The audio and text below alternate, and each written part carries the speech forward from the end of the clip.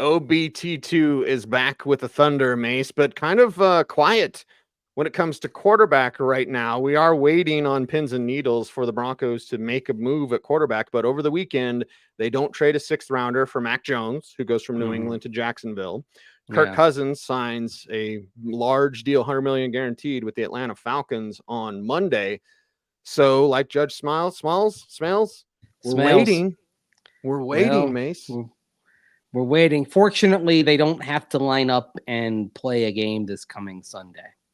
So, especially if you're talking about a trade possibility, Zach Wilson, Sam Howell.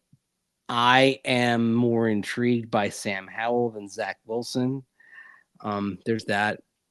As we record this, Sam Darnold is still available. But the thing is, it sort of establishes that the Broncos are very much in bridge mode. I mean, they didn't even go after Gardner Minshew. No evidence of any interest in Gardner Minshew, who of course is a Las Vegas Raider.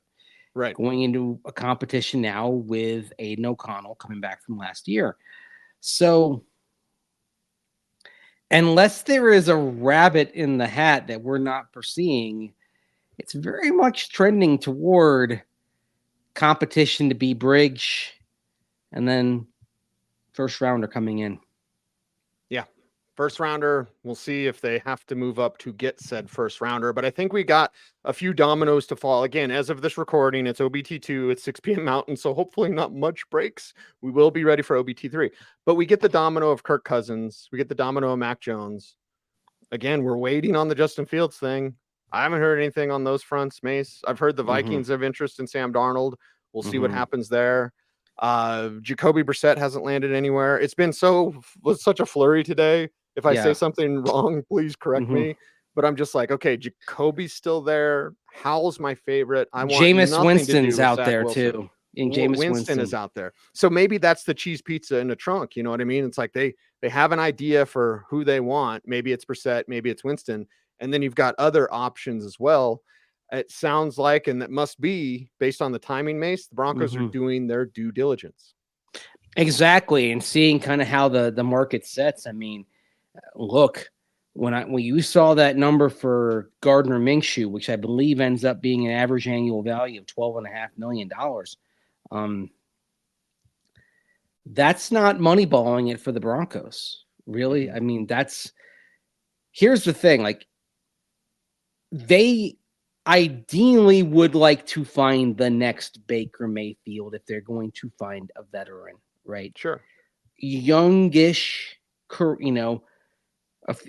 anywhere from 2 to 5 seasons under his belt, has some upside, can be nurtured to come closer to achieving the potential that they showed earlier, right?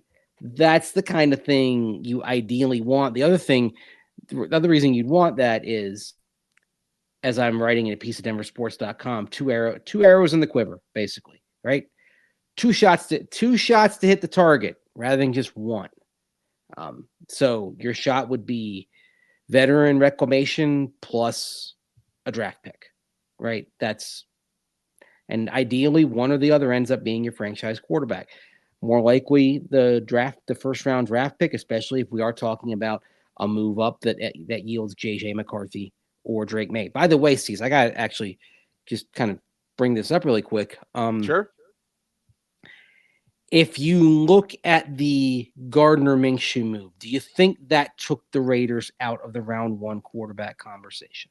I believe so, yes. Okay. Because from what I know from the people I talked to around that team, Aiden O'Connell is not thought of poorly, nor should he be, in my opinion. So I think an O'Connell Minshew thing is kind of see what they're going to do. But I do not believe the Raiders are in the first round quarterback conversation any longer. We know for a fact Atlanta's out now. Yes. So that's, again, these are kind of good things for the Broncos. We were waiting for the dominoes to fall. We got a couple of them today. But Minnesota's very much in. Yes. And the Giants are still very much in. And the Giants making some interesting moves because they trade for Brian Burns on the defensive side as well. It's kind of a little bit of a roster and it's a bit of a roster retooling and a re-emphasis, right? Right. You go away from the emphasis on running back, Dave Gettleman, that was his thing, right? Right. To a more logical emphasis on edge rusher, tackle, QB, corner, right? In terms of your roster building, it's something that dovetails more with where football is going today. Right. But the Giants are very much in, and that's why the Giants are sitting there at 6, and the Falcons are out of the mix at 8. But I mean, how high do you have to go to assure yourself one of these quarterbacks, right? Even to assure yourself quarterback 4, if you want quarterback 3, what tickles the Patriots' buying bone to move down, right? Mm-hmm. You've talked about their potential interest in Michael Penix Jr., but as of right now, Patriots are still at number 3. So, yes, what do they do? I mean, there's even, even some thought the Bears, at number 9 with their original pick might be on the move, but I don't think number 9 is going to be enough to get you Mayor McCarthy, with the Vikings probably very motivated to move up. Yeah, and if you prefer 1, go get your guy. If that means 3, that means 3. If it means 4 with Arizona, it means 4. And Jaden Daniels tweeting out he's not against going to New England. And from what I know, if New England doesn't get him, that's where Penix at the end of the first round comes into play for them. So we still have more dominoes to fall, but we do have some teams that we've checked off in front of the Broncos as they search for their franchise quarterback. And then if they decide Bo Nix is enough for them, could you move down and get Bo Nix? Perhaps, but do you want to risk that? That's the thing. Yeah. If they look, I know there are some that may hear us saying Bo Nix and be like, okay. This is where you're going to have a little faith in Sean Payton, everybody. Because if Sean Payton decides that Bo Nix is somebody that he believes can run that offense, why would you chance it? Why would you chance moving down? Why would you just go ahead and take him at 12? Because if the top 4 quarterbacks go off the board in the first 8, 9 picks, Bo Nix is going to be part of a lot of conversations between that moment and when he goes off the board, right? Yep. Do you want to chance it if you believe in Bo Nix as a potential quarterback? And that's the thing. Like, Bo Nix may not be sexy, but if Sean Payton believes he can be the guy, then I think this is one thing where you're going to have to trust that the coach knows what he's looking for from the quarterback position. Yeah. And if it is Bo Nix at 12, Mace, I'll quote Jim Carrey, saddle up, partner. Let's go. Let's go. Let's go Broncos. If that's the guy Payton thinks can run his scheme, then let's go. And definitely as far as like a mandate and kind of an organizational alignment, if you pick Bo Nix, if you decide you want Bo Nix and you pick him there at the first opportunity, then there's a little bit of message sending, right? That, okay, we believe this guy can be the quarterback. It's not Drew Locke of 2019 all over again, where you passed on him at 10 because you trade down. You passed on him at 20, you picked Noah Fant. And you even passed on him again in the second round, taking Dalton Reisner before you actually picked him, right? Right. Dalton was 41, right? And Drew was 42, something like that. You effectively passed on him 3 times. So you got Drew Locke with the bonus pick that you got in the trade with Cincinnati, right? So you're talking about messages sent, Mace. I'll bring this up, and you and I don't want Zach Wilson, but let's say it's Zach Wilson, Bo Nix. Does that signal that Nix is going to start right away? One, I think Nix would just beat him out anyway. I don't have a lot of faith in Zach Wilson. Never did. But, is there something to be read into that? Because if it's Howell, well, I think Howell can just keep the job if the rookie's not ready or maybe even not good enough. I think Howell can be good enough. But if it is, even Jacoby, Jacoby has a shelf life. Maybe it's 8 weeks, 6 weeks, 4 weeks. But if it's Zach Wilson, I mean, isn't it just like rookie, be ready, rookie, because we don't want the other guy to play. Yeah, whereas Sam Howell, his shelf life might be an entire season or close to it, right? Oh, yeah.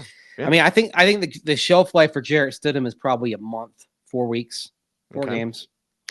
I think the shelf life for Sam Howell can go to the length of the season. I think the Sam Darnold shelf life can be a season as well. The Zach Wilson shelf life, I agree with you, unless he shows something that he has yet to show any evidence of as a pro. That's the thing. We just have not seen it yet. Although, curiously, Zach Wilson is the quarterback of record for 2 Jets wins over the Broncos. It's painful.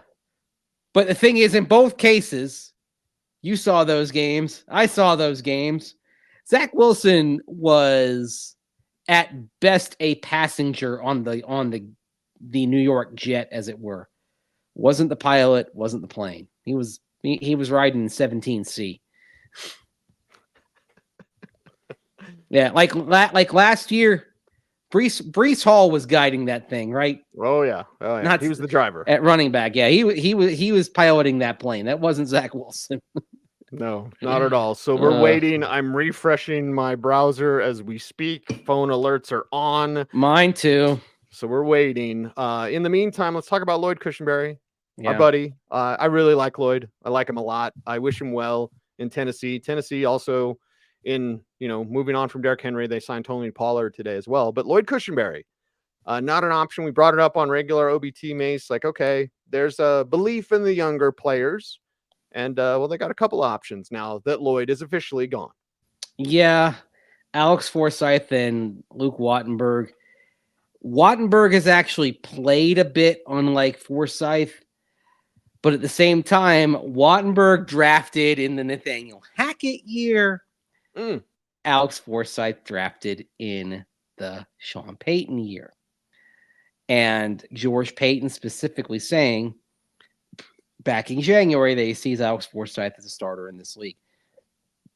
I think Forsyth is, even though he has not had a snap, didn't even get a jersey last year, inactive all 17 games. I'd give Forsyth a slight edge in this competition, such as it is, as we're sitting here on March 11th talking about it. Okay. So how about you? See. How about you? Yeah. It's Forsyth because of who drafted him, and Wattenberg, in my opinion, Mason, and we can chop it up about this. Like, he's more of a swing guy. He's an interior swing guy that can play 3 different positions. I like that. I don't know if I like him as a starter, though. How do you like Alex Forsyth snapping to Bo Nix? Seems pretty right, doesn't it? Well, the thing that you worry about is under center. No, you worry about sometimes a young center with a young quarterback, right? Right. And there were issues when you put Drew Lock with Lloyd Cushenberry back in 2020, and issues in a year where there were no fans in the stands, where it was optimally set up for the offenses to flourish and for pre-snap timing and set up to be just right, because you didn't have to worry about the going silent count, right? Because it was quiet in those stadiums, and it still didn't work. Forsyth would still be growing, but at the same time, you wouldn't be worried about the timing part of it that you sometimes have to worry about when a center goes in with a quarterback for the first time. So that part that's intriguing when I think about it. Forsyth and Nix, if you end up drafting Bo Nix. By the way, Lloyd Cushenberry, real quick, if you want the contract terms. Did they have the terms? The terms weren't out last I checked. We have the terms here. Okay. $50 million over 4 years, so $12.5 million a year. I mean, we were talking maybe like 8 to 10, but we see like the guard market. Holy cow.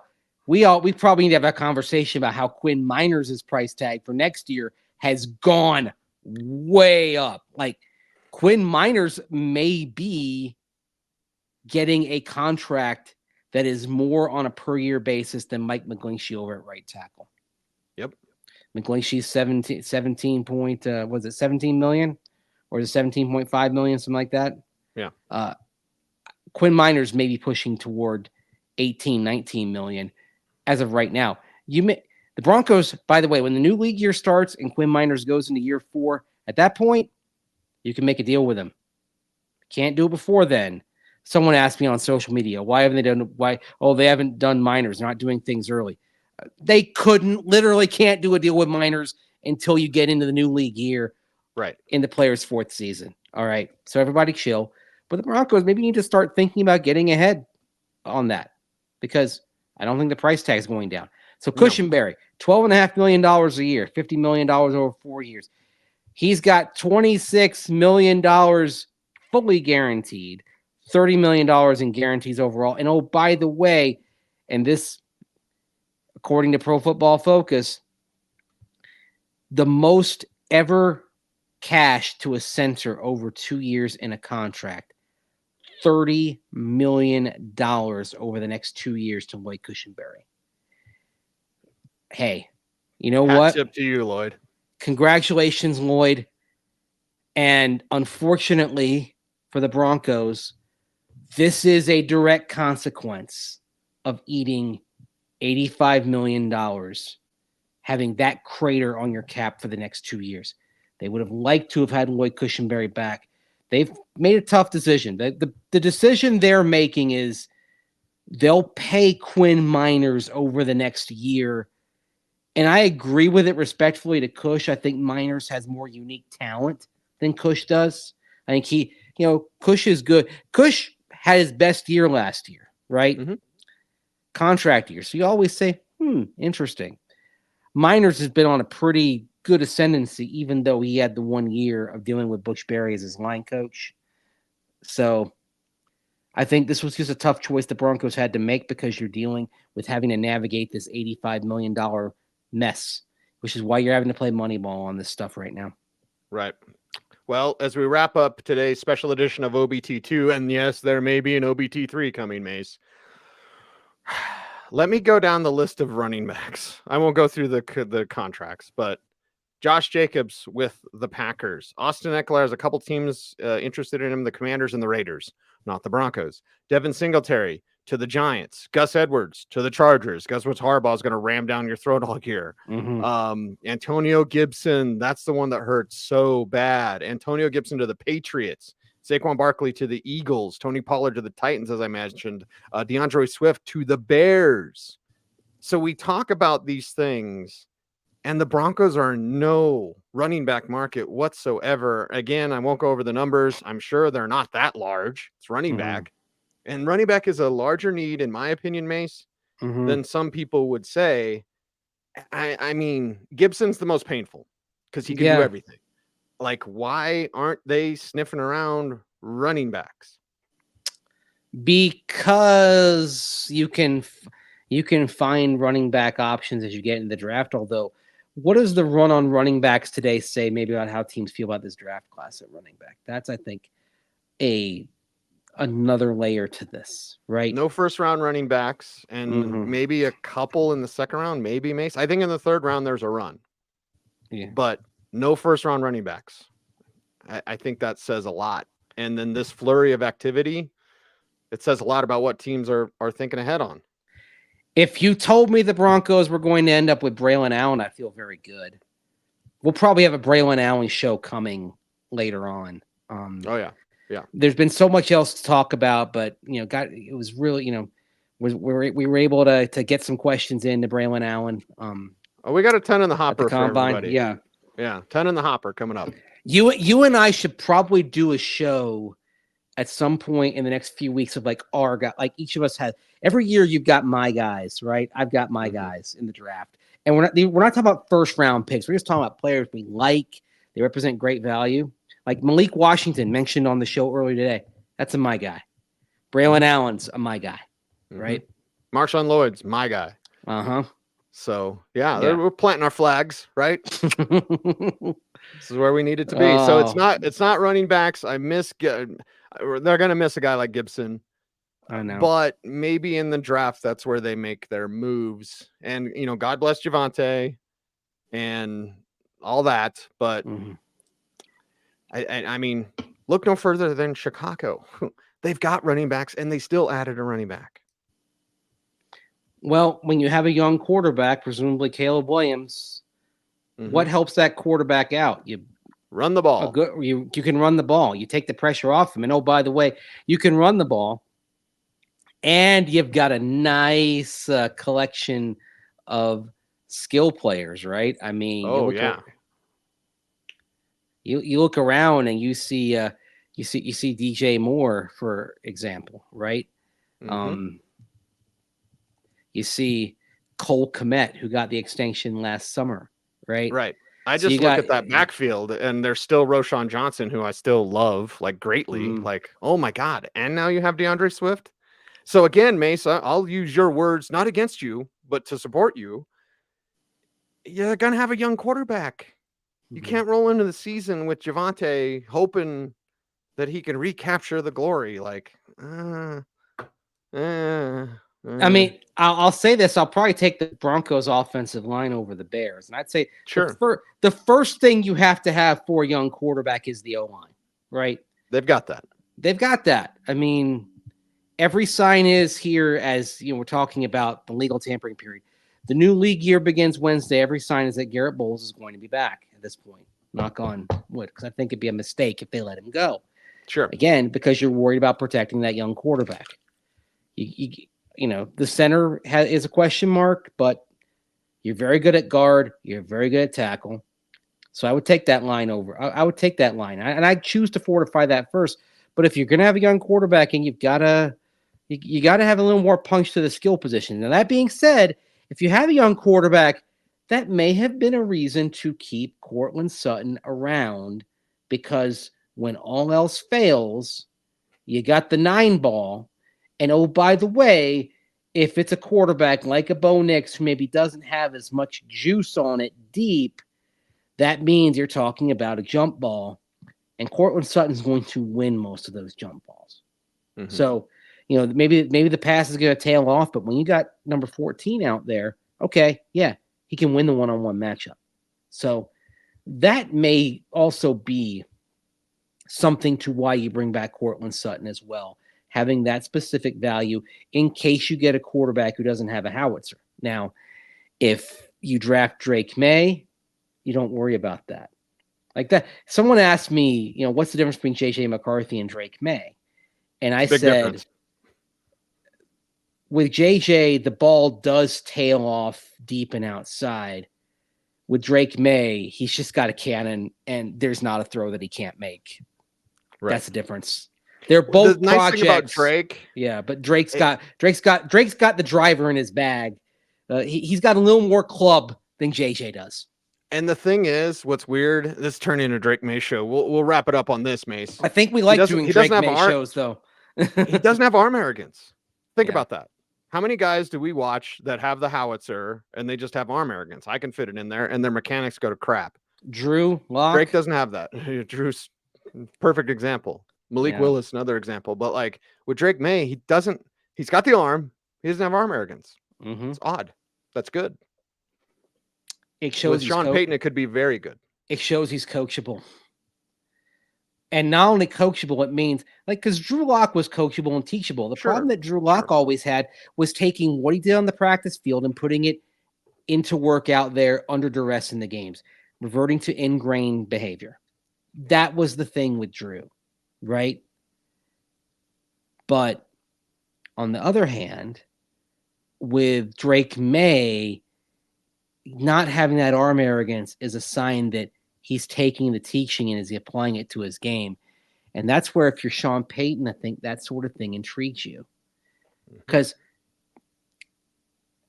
respectfully to Drew Brees, Drew didn't have a cannon. But you wonder if Sean Payton thinks about, what if I had a quarterback who did have that cannon, right? And I was able to kind of mold them.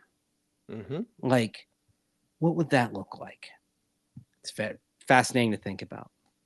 It's a fascinating conversation. That's why we are here for you. It is OBT2, our YouTube exclusive, and we appreciate you all for helping us out here on YouTube. Mason, we will be ready for OBT3. I've been nervous this entire show recording because I'm like, okay. I keep looking down at my thing too. I do. So let's wrap this thing up. Wrap it up, and we'll be back at least with OBT tomorrow, and probably an OBT2 tomorrow, and then of course OBT3 if a quarterback move is made tonight, Monday night. You're on Denver Sports Night. That'll also be on YouTube, Mace. But how do they help us out on YouTube? Really simple. You do the things like comment, share, subscribe. Hit that notification bell so that you never miss a vid. That's right. Slowed it down that time. It's nerve-wracking today. He's Andrew Mason. Follow him on all the socials at Mace Denver. I'm at Cecil Lammey saying OBT is BFD. We appreciate you all. Thanks for watching. Stay tuned. And would you please stay frosty,